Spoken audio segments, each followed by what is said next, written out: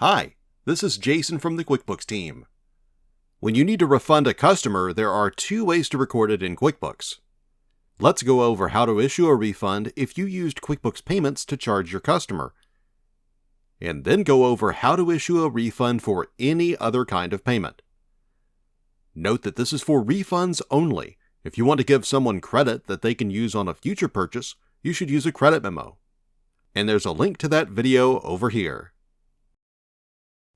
If you used QuickBooks Payments to process a payment from your customer, go to the sale you recorded.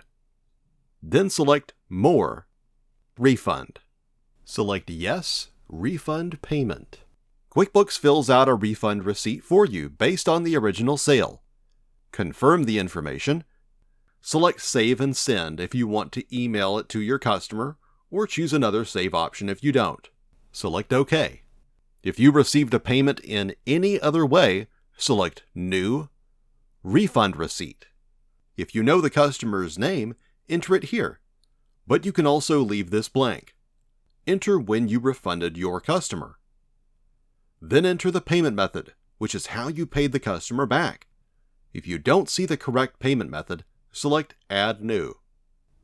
Note that this only records the refund. To pay the customer back, you'll still need to write them a check, or if you use an outside payments processor like Stripe or PayPal, you'll still need to process the refund with them to get the money back to your customer.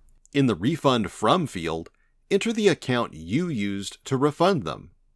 This will usually be a bank account.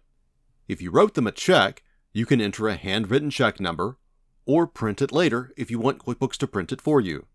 If you need help with that, see the link at the end of this video.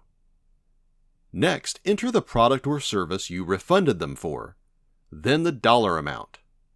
If this is a taxable product, QuickBooks will also include sales tax. This refunds the customer for the sales tax you collected, and it also reduces your sales tax liability. If you track this product as part of your inventory, QuickBooks will put it back into inventory. If the product is defective and you don't want it in your inventory, then you'll need to do an inventory adjustment. There's a link to show you how to do that at the end of this video. Once you're done, select Save and Send if you want to email it to your customer, or choose another save option if you don't.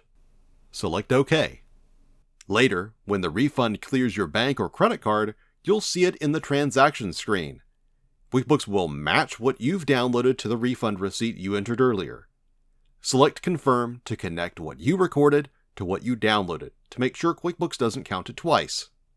Now you're ready to record refunds to customers in QuickBooks.